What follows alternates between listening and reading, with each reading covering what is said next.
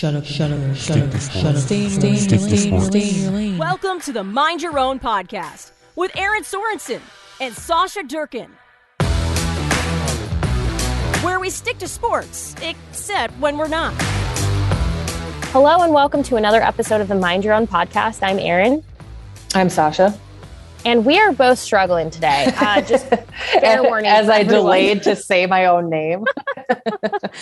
We both had doozy of a days prior to recording this episode. And it has been, I think for a lot of people, it was actually kind of a strange realization that for the previous 3 episodes, as we were talking through the Olympics and just a lot of the controversy there, we said something in passing, I think 2 episodes ago, that kind of haunts me a little bit, where we mentioned that Russia tends to bring up the idea of war and invasion around Olympic Games when the world is paying attention to something else. Mm-hmm. In a lot of cases, those things never come to fruition, but they have. And what is happening right now between Ukraine and Russia and the invasion of Ukraine from Russian forces is horrific.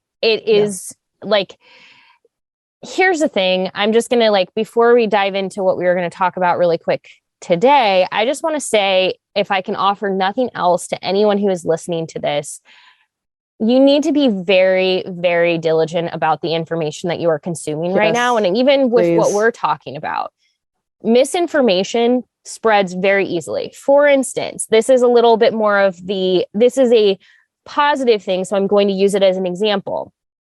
But there was a story over this previous weekend from when we recorded this episode where a Russian warship told members of the Ukrainian military the Ukrainian military were basically coming to take where you're at, and you basically need to surrender or you could be killed. Mm-hmm. And they essentially responded, Russian warship, go F yourself. And all of these people on social media were like, these are heroes because they lost their lives, basically telling them to go to hell and get, whatever. Mm-hmm. They're alive. The Ukrainian Ukrainian military and government has said that the individuals who said that message are alive and well at this point. So there is misinformation even spread in this story about how these individuals had been killed, and they were not. They are alive, which is great news. Yeah. But let this just be an example how easy it is for even something that you're sharing that you think is badass to not be not positive. Sorry. You know what I meant? No, but a thing that I think a bunch of people, for instance, there was a fighter jet that people on social media were losing their minds about because this fighter jet had allegedly taken down multiple Russian aircrafts and all of this stuff. And as it turns out, the story itself was not completely true, but it's this thing that people cling to where they're like, oh, this is a sad story, a hopeful story, a badass story. And they go share it. And I'm guilty of doing the same thing when I see something I get excited about, only to find out that the story was only 50% true or not even true at all or whatever. I mean, videos are getting shared on TikTok at alarming rates that are not accurate. They're old. They're several years old. They're from other terrible invasions around this world. But I just think being diligent about what you consume and double checking your sources, being sure that what you are consuming is accurate. And also, I've seen a lot of people who do this thing that are I really don't know enough to speak on it. Then don't. Mm-hmm. If you do not know enough to speak on something, and I admittedly have to get better about this myself, if you do not know, then just don't.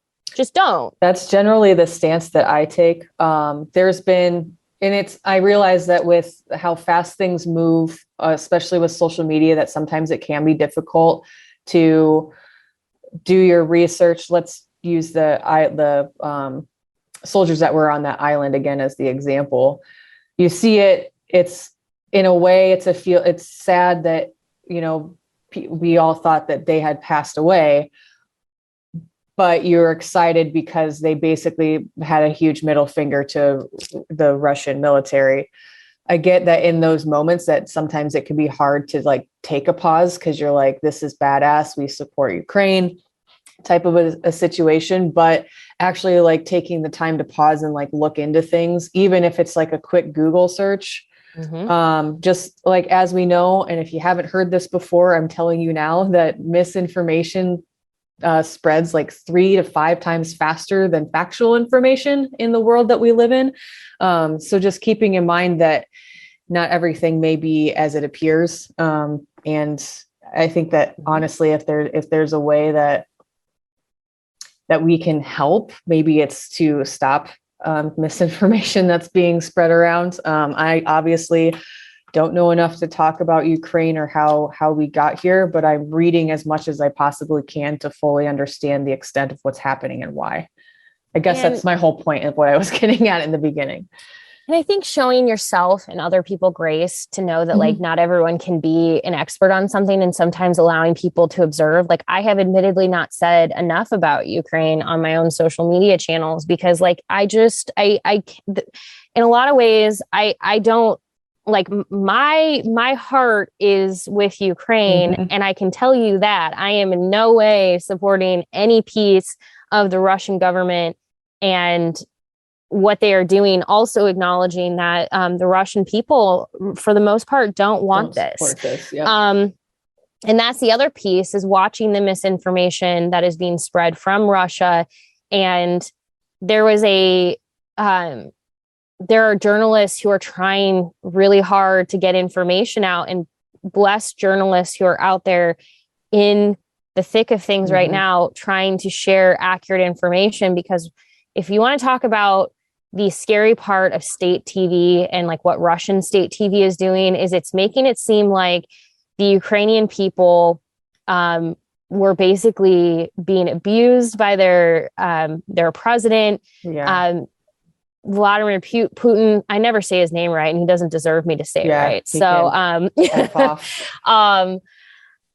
he has accused Ukraine's president of being a Nazi when he's a Jewish man himself, and has had family who experience, and from my understanding, I believe lost family in the Holocaust. And it's just like to see how easy it is for one person to spread this misinformation. I think it's just a healthy reminder of double check all of your sources, especially on social media right now, because you might be seeing things where you're like, wow, there's some horrific responses on Twitter.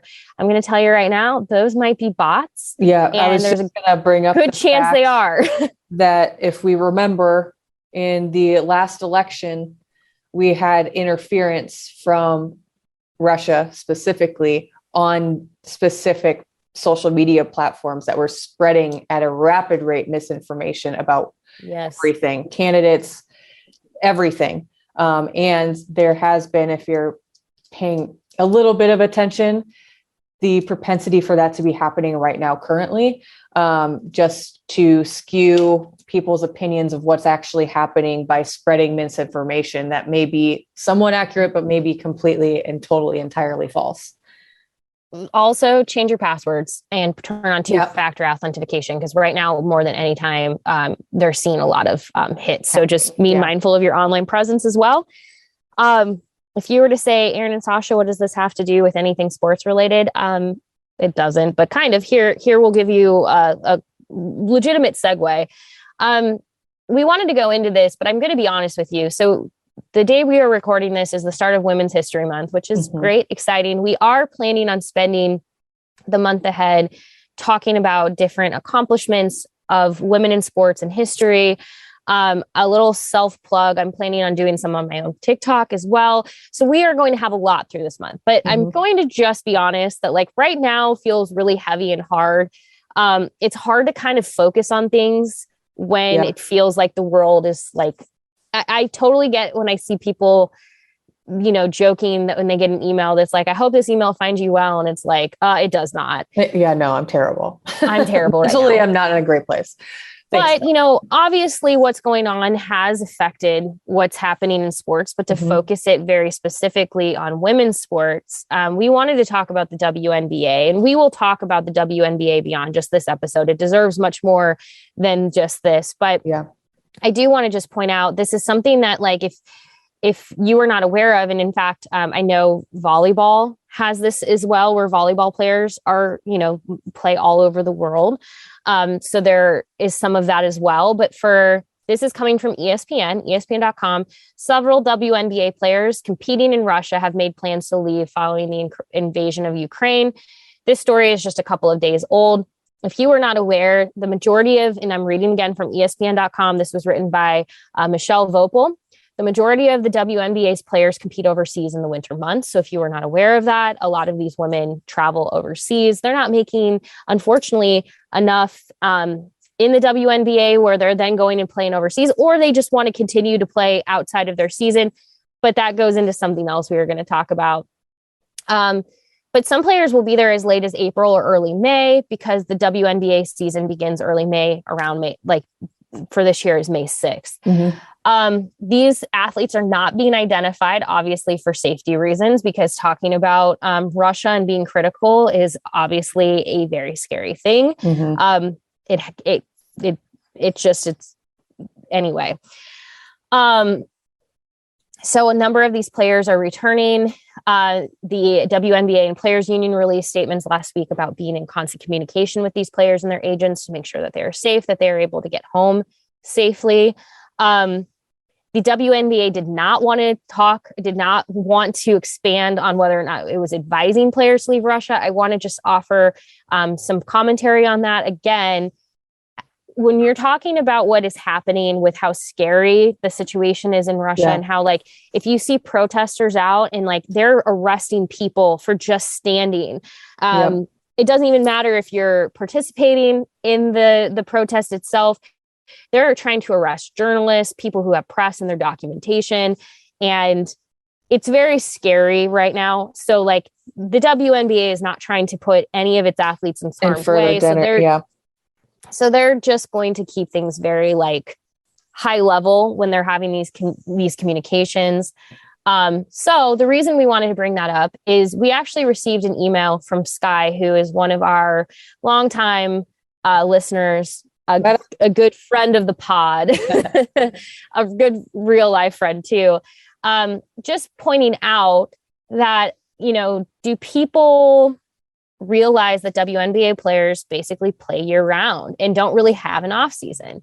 And this is true. I mean, like I just said, some of these, if they, depending on where they are, may return to the United States just before the WNBA tips off May 6th. And there's just no time off for them. They are in season, and when they're not in season, they're playing elsewhere. It is very different. Now, the NBA season is grueling too, but they do have a true off season, and that's not always the case for WNBA players. And that leads to burnout. It leads to injuries. It leads to a number of things. And again, a big reason for this is because you might be going, but they do have an off season. There are months that they're not playing, but again, they're ending up going and playing elsewhere in that time off. And that is something we have to kind of consider of I don't know. So this is a story that came from in Arizona. It came from Sports 360 AZ about the off-season decisions becoming harder and harder for WNBA stars. This story was written by Eliav Gabe. I apologize if I completely butchered a name, but I did my best. But for a lot of them, they're not really looking forward to having to leave their families over the holidays to go play overseas. They're calling it mentally. It's just mentally and emotionally exhausting. They'd like to be there mentally and emotionally for their families, trying to enjoy time off without having to stress about more. And this, a veteran center, Kia Vaughn, said, trying to enjoy the time without stressing. I've been doing this for 13 years professionally, back and forth overseas, WNBA. I'm not sure how my wheels will turn. but hopefully they're in a good way. So again, this is something that like this article itself shows that like these WNBA players are used to this. They're used to this being their schedules. And there are organizations like Athletes Unlimited that are trying to develop options, more professional options in the United States. But it's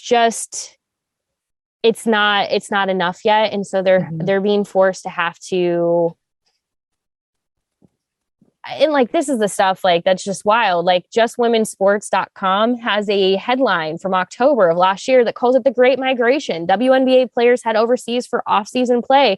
And the fact that it's just like, here everybody goes. Like normal, quote unquote. Can you imagine, like, put this in like context for like anyone with a job? Can you imagine not ever being able to ever take a day off, a week off, an extended period of time off? You'd burn out real quickly. And the fact that this is because there aren't as many options here in the United States for them to do off-season conditioning and training, they feel like they have to keep up to, in tip-top physical shape or be conditioned or still have playing time, feel like they have to go overseas and never having time off and seeing your family even less when you have to go overseas for an extended period of time, any extended period of time. That sounds awful. And this is from justwomensports.com. So again, that story that is on the Great Migration, it dives into the reasoning. And I think a lot of people don't. And so this was what Sky's email was about, is do people realize what the WNBA is asking of its players? Or not like necessarily asking of its players, but if you want to be a professional women's basketball player, what is being asked of you to make this possible? So there's obviously a financial gain. If you go play overseas, that's a big driving factor for why many women are doing this. The WNBA season is relatively short. It's 6 months. So that means they go and play elsewhere to be able to increase the money that they're making. But at the same time, that ends up giving them these 12-month schedules just to make a decent living. And when you also factor in that like your early 40s is about the cutoff as far as how long you're playing, because, and again, Just Women's Sports said this, the endless cycle means injuries, burnout, mental health issues, family separation, and other hardships that weighs so heavily on these players. You're talking like they have a limited amount of time to be playing this game. They're playing it almost year round for, in some cases, like you heard me say, 13, 14 years. But by the time they get through it, they're just like, right. Yeah. So, done. Yeah, it's just, we know that like athletes. Okay. So just to go back really quick, the WNBA was founded. I had all of this stuff open. So April 24th, 1996, women's basketball announced this. We got next as the NBA Board of Governors approved the concept of a Women's National Basketball Association, the WNBA, to begin play in June of 1997. And so the league celebrated its 25th season in 2021. So that's just a little bit of a backstory. But here's the thing. You're looking at these athletes who honestly, they just want to make a living. They want to be able to do their job. And I'm looking up average salary actually. Perfect. In 2022, there's cap, but the highest paid WNBA player was just under $230,000. And so the average WNBA player makes around $120,000 to $121,000 a year. The average NBA salary is $7.7 million. That is from 2020. So it looks like it's about the same looking into 2020 as well, or 2020 into 2021 as well. So you might be going, well, that's a whole heck of a lot more money than I make. But again, that is the average. That is not for your career. Right. Yeah. Yeah. So when you're thinking about like, okay, somebody who's just starting out, they're playing a lot of hours for not a lot of money. In 2020, they finally increased the average salary to nearly $130,000. So like, it's not guaranteed, but you're not gonna, it's around $130,000. If you're married or in a partnership, I mean, that you're probably making more than your average with combined salaries than the average WNBA player. And what Sasha's talking ridiculous. about is the WNBA, so what she's referring to with the changes that they made is the WNBA has a new CBA as of 2020, and this increased their salaries, not a lot, but increased it, ensured maternity leave, which that's a whole thing. Yeah. And also improved their marketing and travel for the league. This is coming from Insider or businessinsider.com. So these were negotiations where the maximum salary is now $215,000, which is nearly a $100,000 increase. Again, that's just what the maximum offering is. They can now earn up to $300,000 more in league marketing agreements, which are designed to keep them from needing to go play overseas. So now they have the All-Star Game participation in mid-season tournament victories, which again, those have paydays and different things. But again, it's just, okay, I'm reading for Business Insider. For years, WNBA players argued for a portion of the league's revenues commensurate with that of which NBA players receive. While often misconstrued as a bid for the millions of dollars stars like LeBron James and Steph Curry take home each season, the women's players simply lobbied for a greater percentage of the pie. Whereas James and Curry have long enjoyed a 50-50 revenue split with the NBA, the WNBA's figure has hovered around 20%. Mm-hmm. So a lot of people misunderstand when the WNBA players ask for something. They think like, oh, they're just trying to get more money. And it's interesting because this actually extends into women's collegiate basketball as well, because I posted a video on TikTok celebrating the fact that ESPN had sold out of all of its advertising for the Women's March Madness tournament. And the amount of men that came to my mention so pressed over this to be like, it doesn't mean anything. It's cheap. Who cares? This is a bad investment. Women's basketball is crap. I hate women's basketball. The fact that so many men felt so comfortable basically telling people that they hate women so openly on the internet is wild to me when they're misunderstanding what I was celebrating. I'm not talking about, hey, get rid of the men's tournament. They suck. That's not it. It was just as simple like, hey, this is amazing to see these advertisers coming and supporting the women just like we assumed that they would when given the opportunity. Again, it goes into what we're talking about with the WNBA. They're not asking for more from the NBA. They're asking for a greater share of what they're already doing. Exactly. And just to make this super clear too, the CBA wasn't like renegotiated. It didn't look like I'm on NBCsports.com until 2020.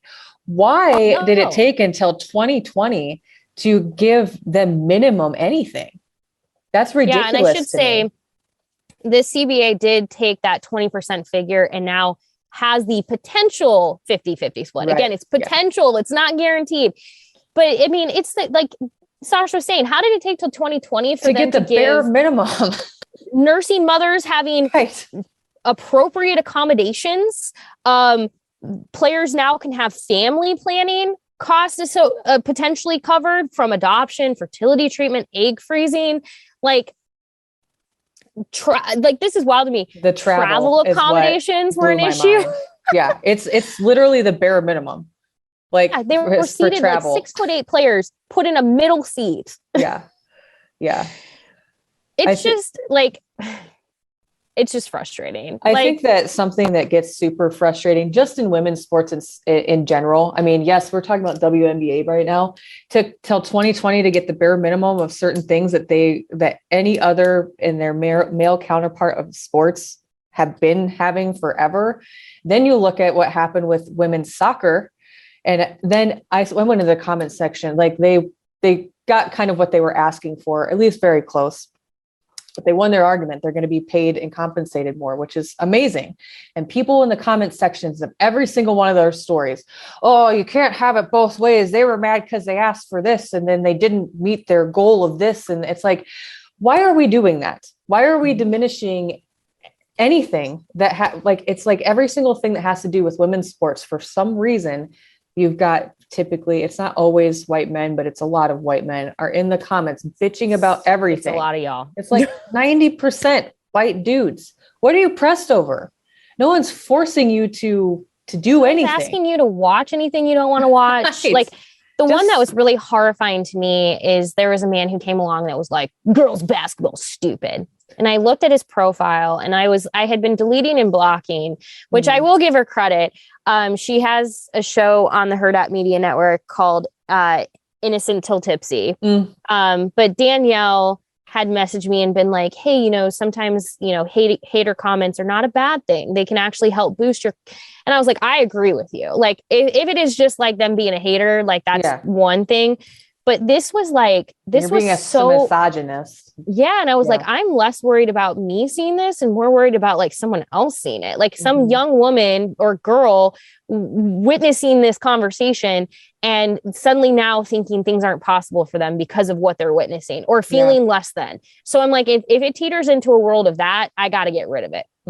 And one of them was this individual, and I shouldn't have even responded to him, but I went into his profile and he had a daughter in all of his videos. So I'm like, what would you say to your daughter if she wants to play basketball? And his response was, she already knows it sucks. And it's like, that makes me so sad because that just made my skin crawl. It does. That's because just disgusting behavior. It is, because here's the thing for his daughter. His daughter will grow up and she may feel similarly to her dad, but chances are she's going to be in school. And now she looked pretty young. So it's like, she still hasn't gotten to an age where it's like, she's starting to be around others to make these like decisions for herself.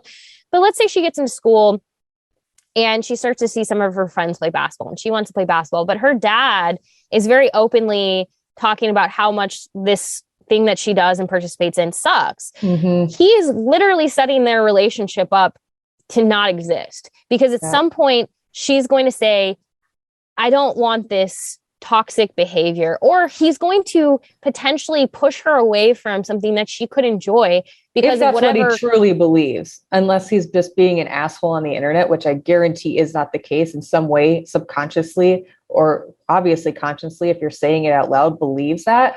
But to think that people like that have children that, like, I can't imagine not feeling like I couldn't be myself. Yeah. Like I'm very privileged in that way. Like that's insane to me.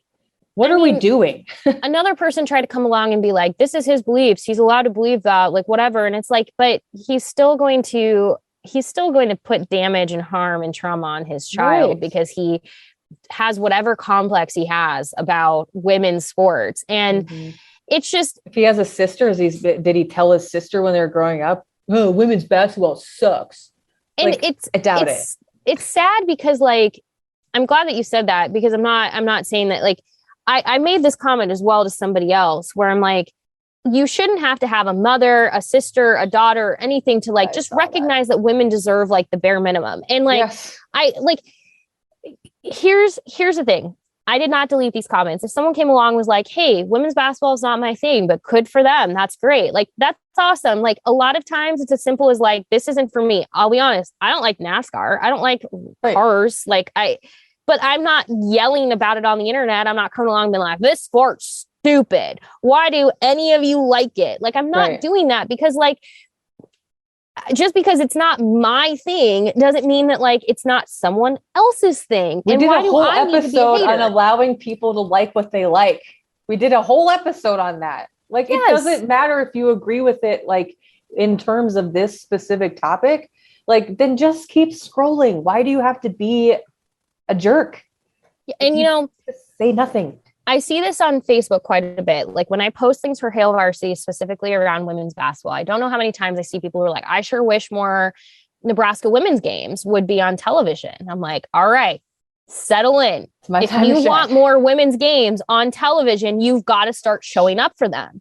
And you don't get to play this game of like, I like it sometimes, but I don't like it other times. I only like it here, but I don't like it there.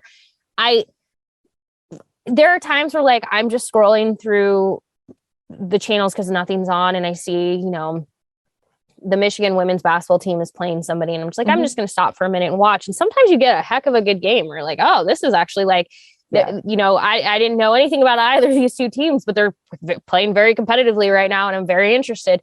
Like, you have to make space for women's sports, because when you do, you are going to show whomever put this on TV. But I mean, it's as simple as like, okay. And there's so much we could dive into, and we have a lot in the months ahead, but like, just use this as an example.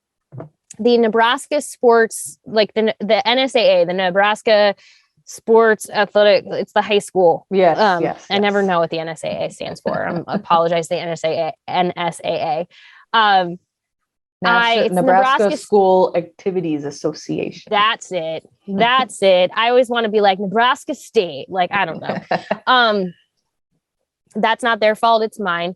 But they, for state wrestling, put the girls wrestling in with the boys wrestling. They're like, putting on state wrestling is a heck of an event. Like, if you've never been to a wrestling meet, just even just like a duel or anything, like, it's a lot to put on wrestling meets. And when you talk about like a tournament of some kind, a big championship, it's a lot. So like, you know what?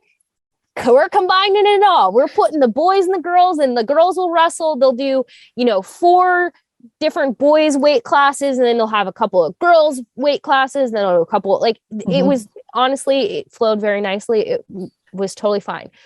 There were people who took issue with that because they're like, I don't want to watch the girls on my TV. Are they gonna separate these in the future? Basically wanting them to hold an entirely separate girls wrestling state championship, independent of the boys, because they don't want to watch it. And my thought process is, if you don't want to watch the girls wrestle during that like 7 minutes that it's on your television, go do something else for 7 minutes. Literally, like, go outside. Like, it's not hard to like just remove yourself from the situation for a moment and just be like, you know what, I don't need to be a terrible person today. Because here's the thing, maybe when the day comes that like state wrestling, which is only in its first year as a sanctioned sport in Nebraska, maybe there's a day 5 years down the road where they're like, we have so many girls wrestling, we have to have a separate tournament. But yeah, that would be amazing. On board. But right now, especially as they're building visibility for it, this is actually a really great way to grow the sport, is for these girls to be on this stage. Dude. And I will Can you imagine like someone's little girls watching this and they're like, oh my gosh, I can do that. I can participate in this sport. Like, just that visibility for that alone. I mean, yes, we need to televise both of them, but I think that's super badass. But like, just the implications of more little girls or, female identifying folks see more people like them on the screen doing the things that they may want to do. But, like, we have a family friend whose daughter was in wrestling this year. And I was like, that's so freaking cool. I wish I would have seen that when I was a kid, because I totally would have gotten into wrestling. That's badass. And I just want to point out, and this is the kind of stuff where it's like, y'all need to just check yourselves. For those people, I'm not gonna, it's just so funny. There are people who are like critical of those things, and then they follow me on Twitter. And it's so funny to me because did y'all realize that the person who did the voiceover intro for the wrestling championships, that was me. That voice you heard, it was mine. I welcomed you to the state wrestling championships, and you haven't the nerve to sit there and be critical, follow me and all that stuff. And it's like, come on now. Like, long story short, because like, here's the thing, to kind of loop this back to the WNBA really quick and why it's so important to support women's sports. So many people like Kalia Copper, she helped the Chicago Sky win a WNBA championship. Did you know you can't buy her jersey anywhere? This is not an old situation. Like, this is not something I'm reading from like October. This is from the end of January. I appreciated this tweet from WNBA Philly, who said, some of y'all are new to the WNBA, so let me explain. Copper is the reigning MVP, and you cannot buy her jersey anywhere. In fact, of the 144 players in the WNBA, you can only buy the jersey of 9 of them. That's so 9 players. 9. let me go log into the WNBA store now and just like take a little gander really quick. Like, that's frustrating. You come in, it says support the W all year long. How am I supposed to do that if I can't buy, like, obviously, and I'm not surprised, the very first jersey I see when I open their jersey store is Sue Bird. That makes a ton of sense. Of course you'd have Sue Bird, but like, there's just not, I mean, I can put any name I want on them, I guess, but there's just, I mean, this is also kind of hard to like navigate through. I'm glad to, I mean, I think it's hopeful to hear that at the very least you can, but this isn't, I mean, it literally is the very least you can design and have the jersey of your choosing created. But that's still 144 players and you've got 9. Can you imagine any men's sports team having that? The uproar, the sheer uproar that it would cause? People would crash fights. I mean, I just want to point out, like, this is enough for me. Daniel Sorensen, who's a safety for the Kansas City Chiefs, I was able to buy his jersey. Like, it's not that Daniel Sorensen's not great and whatever. Now you could argue if he is or not. I know plenty of people who don't think he's a great defensive player. And look, leave the person that I know is not related to me, but leave him alone because I need my jersey to continue being wearable. But like, I could go buy his jersey. Like, right. Exactly. Like, come on. He's a safety on my team. Not that safeties don't matter, but it's not like he's the quarterback. Like, right. Come on. If I can go buy the safety of the Kansas City Chiefs jersey, like, you can figure it out to make a bunch of jerseys for the WNBA. But the thing that we really have to figure out, and I think if you were to ask yourself, like, especially during Women's History Month and beyond, like, what can I do? Think of the women who are making decisions like, Stu Nador, who will be sitting out the upcoming 2022 season, because she just wants to take a year off after playing year round for several years. Sky actually sent us this article as well. She just wants a break. It's been nonstop. She's been in the WNBA for 6 years. She's been with the Sky for 3 now. She's just tired. And like, it makes me sad that, like, especially when we think about the WNBA, that players are having to just be like, I can't.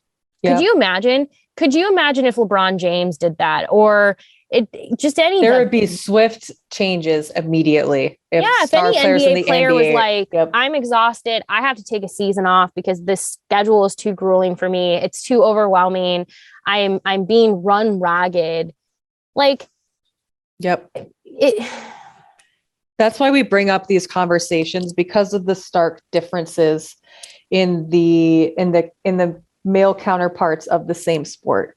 Yes. It's not because, like, whatever your assumption is, it's because just like looking into things and then realizing how vastly different things are and the disparities that there are between men and women's sports, professional, collegiate, or otherwise, needs to be talked about. Because if we don't talk about it, then you don't realize you either don't realize it's happening, or 2, it's really easy to forget if it's not talked about. Out of sight, out of mind, right? Don't confuse it as like, this is kind of what happened with my TikTok, is it's not to be confused with saying that we are trying to, and this happens a lot when I talk about how I want more women in sports media. I want more people of color in sports media. People take that as like, well, you're trying to get rid of all the white men. No. The table's big enough. Instead of putting your shoulders out like this, pull up another chair, make a little bit more space. We have plenty of room. More people can be at the table. It's just like, I don't need the NBA to change, but I need the WNBA to be able to match the NBA. And when people come at you with, this is the other, and we'll leave you with this, but this is the stuff that you have to think about, is when we bring these things up and somebody inevitably wants to go, well, revenue. When I then go and support the fact that ESPN was able to sell out of all of its advertisement for the women's March Madness tournament, do not come into the mentions and then talk about how it doesn't matter because they're probably all like, they're all just being woke and blah, blah, blah, blah, blah. Your argument has always been If the women want the same, they should get the same advertising. They should get all of this stuff. And then when they go get that bag, you're pissed. And then you're mad.